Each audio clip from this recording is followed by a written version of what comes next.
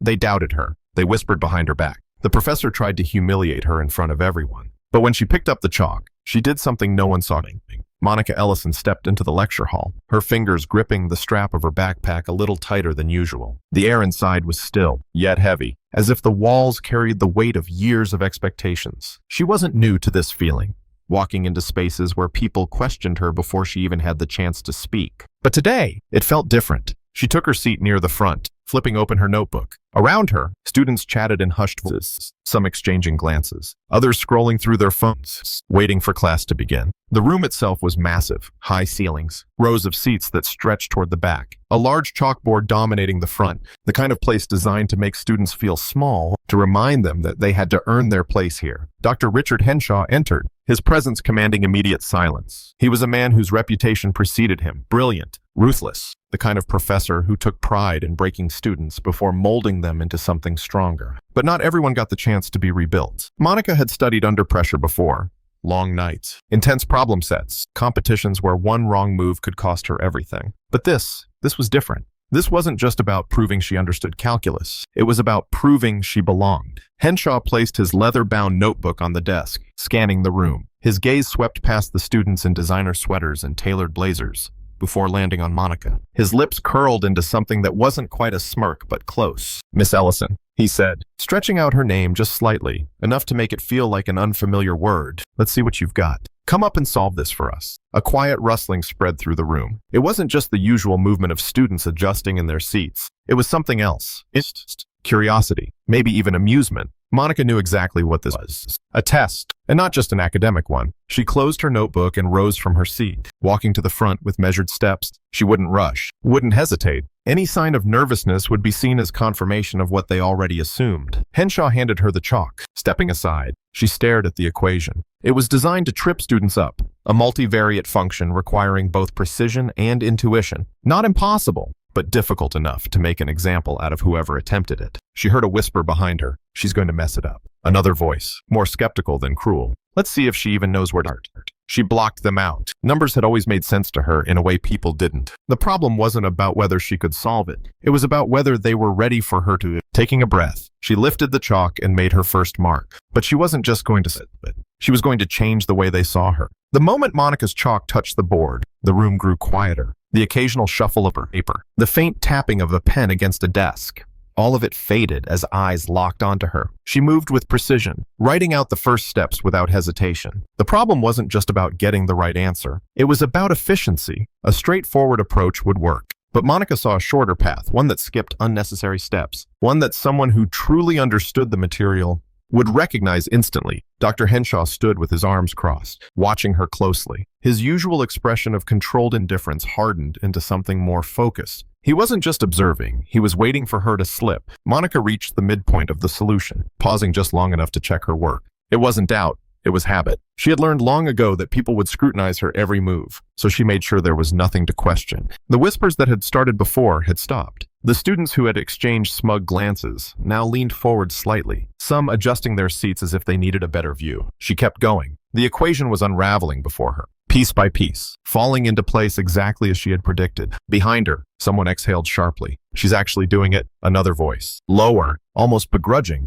"And she's doing it fast." Dr. Henshaw cleared her throat, shifting on his feet. "Make sure you're not skipping important steps, Miss Ellison," he said, his voice even, but edged with something sharper. Monica didn't turn around. "I'm not." A ripple of reaction moved through the class, not because of what she had said, but how she had said it. Calm, steady, absolute. She wrote her final equation, boxed the answer, then stepped back, placing the chalk on the ledge below the board. Silence. For a moment, it felt like the entire room was holding its breath. Dr. Henshaw stepped forward, his eyes scanning the work in front of him. He didn't speak right away. Instead, he traced the solution with his fingers, checking each transition. The longer he stood there, the clearer it became that he wasn't looking for confirmation.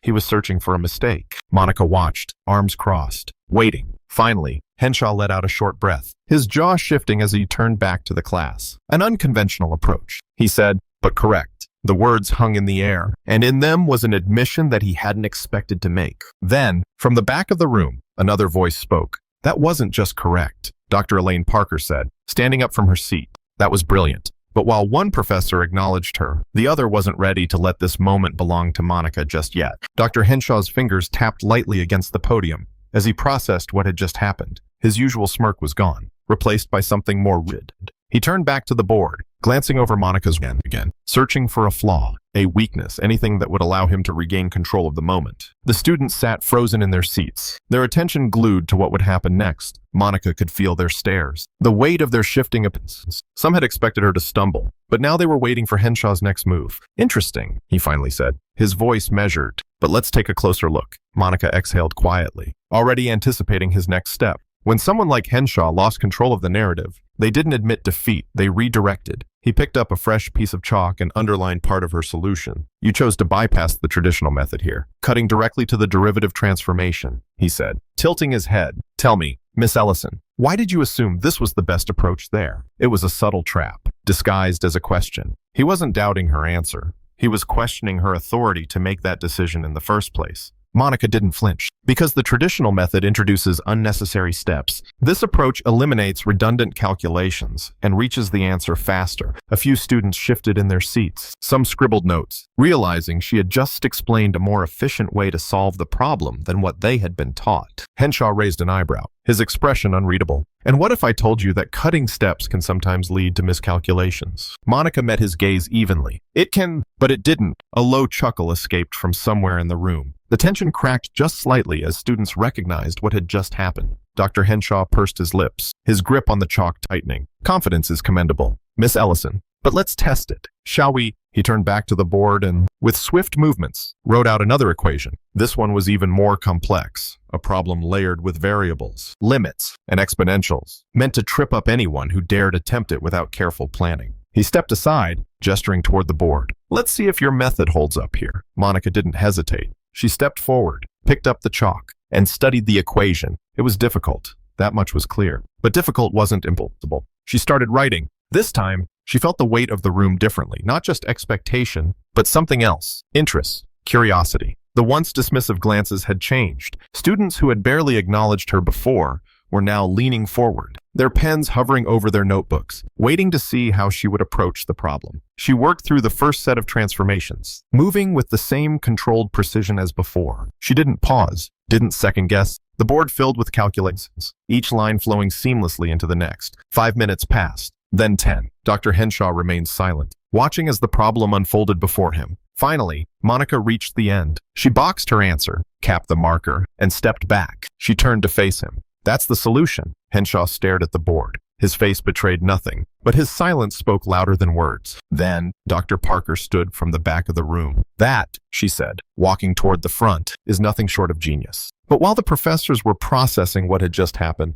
the real shift was happening among the students. The energy in the room had changed. What had started as a quiet test of Monica's abilities had transformed into something else, something undeniable. The students who had barely paid her any attention before now sat up, their expressions ranging from intrigue to outright astonishment. Some whispered to each other, not in mockery this time, but in genuine curiosity. Did you see that? One murmured. She skipped 3 steps and still got it right. Another replied. Monica could hear them, but she didn't react. She simply returned to her seat, calm and composed, as if she hadn't just flipped the entire room's perception of her on its head. Dr. Parker, now standing near the board, crossed her arms and studied the work. Not only is it correct, but she found an optimization most students wouldn't even consider. She turned slightly, her gaze shifting to Dr. Henshaw. You should be impressed. Henshaw's jaw tightened for just a second, so quick that most wouldn't have noticed. He cleared his throat, adjusting his tie as he stepped forward. It's certainly a different approach, he said, reaching for the chalk. But let's examine.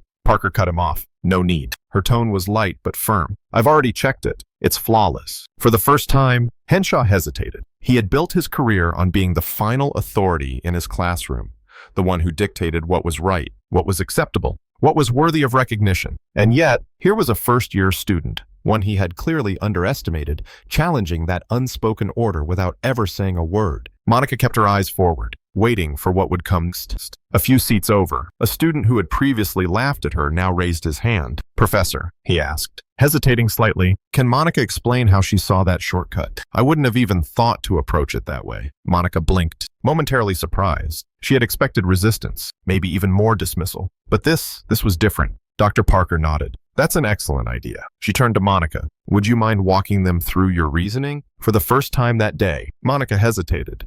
Not because she was unsure of herself, but because she had never been asked to explain her thought process in a way that wasn't a test. She glanced at the board, gathering her thoughts before speaking. I looked at the structure of the equation first, she said, her voice steady but measured. Instead of working through the standard steps, I recognized a pattern in the coefficients that allowed me to factor out certain terms early. That simplified the problem before I even started solving. A few students nodded, some scribbling notes, others staring at the board as if seeing it differently for the first time. That's why you skipped the second step, one of them muttered under his breath, mostly to himself. It wasn't a guess. It was intentional. Dr. Parker smiled slightly. Exactly. Henshaw remained quiet, watching the room shift around him. The students who at once followed his lead, taking his judgments at face value, were now looking at Monica in a way they hadn't before. Respect. It wasn't instant. It wasn't unanimous, but it was there, creeping in, breaking through the assumptions that had lingered when she first walked in. Monica didn't need their validation. She had never sought it. But seeing the doubt in their eyes turn into something else, that was its own kind of victory. But the real moment of reckoning wasn't with the students. It was what Dr. Henshaw would do next. Dr. Henshaw stood stiffly at the front of the room, his usual air of control slipping through his fingers. The class wasn't waiting for him anymore. Their attention had shifted to Monica, to her work, to the realization that she wasn't just capable, she was exceptional. He could feel it, the subtle change in the air, the students who once hung on to his every word now looking at him, waiting to see how he would respond. His grip on the chalk.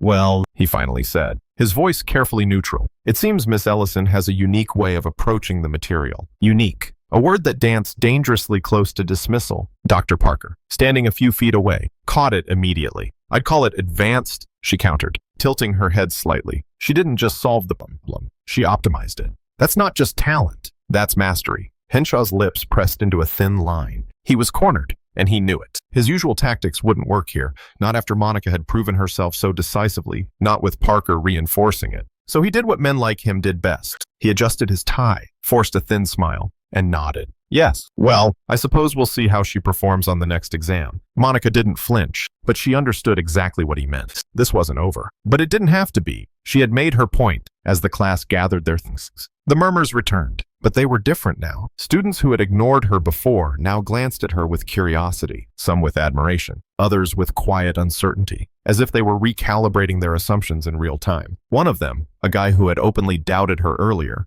hesitated as she packed her bag. Hey, he said, rubbing the back of his neck. That was impressive. Monica didn't pause. I know. He blinked, then let out a small laugh. All right, then. She slung her backpack over her shoulder, walking toward the exit, her steps steady. She had spent years proving herself in spaces that weren't made for her. This was nothing new. But today, something had shifted. Not just in the room, not just in the way people saw her, but in the way she saw herself. She had known her worth before. Now, they did too, because respect isn't given. It's earned, and she had just earned it. Monica stepped out of the lecture hall, the door clicking shut behind her. The cool afternoon air hit her skin, a sharp contrast to the tension that had filled the room. Moments ago, she took a deep breath, letting the weight of the past hour settle. She had done it, not just solved the problem, not just stood her ground against Dr. Henshaw. She had changed something. She pulled out her phone, scrolling absent-mindedly through her messages as she made her way across campus. A notification popped up. Her friend Jordan had texted her. Jordan, how was class? Monica smirked, thumbs flying over the screen. Monica, same as usual, except I just made Henshaw eat his own words. The typing bubble popped up almost immediately.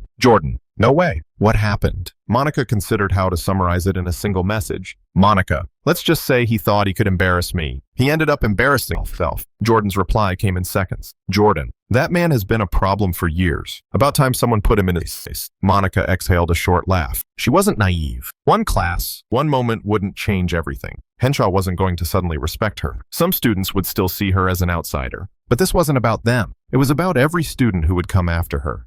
The ones who would sit in that same room, face the same challenges, feel the same weight of expectation pressing down on them. She had cracked something open, forced people to see her not as an anomaly, not as an exception, but as exactly what she was. Brilliant, unapologetic, unshaken. And that mattered. She slipped her phone into her pocket, her steps lighter than they had been that morning. Because respect wasn't something you waited for. It was something you demanded, and she would demand it every single time. If you've ever felt underestimated, let this be your reminder. Your talent speaks for itself. You don't need permission to be great. Keep pushing. Keep proving them wrong. If this story resonated with you, hit that like button, share it with someone who needs to hear it. And don't forget to subscribe for more stories that matter.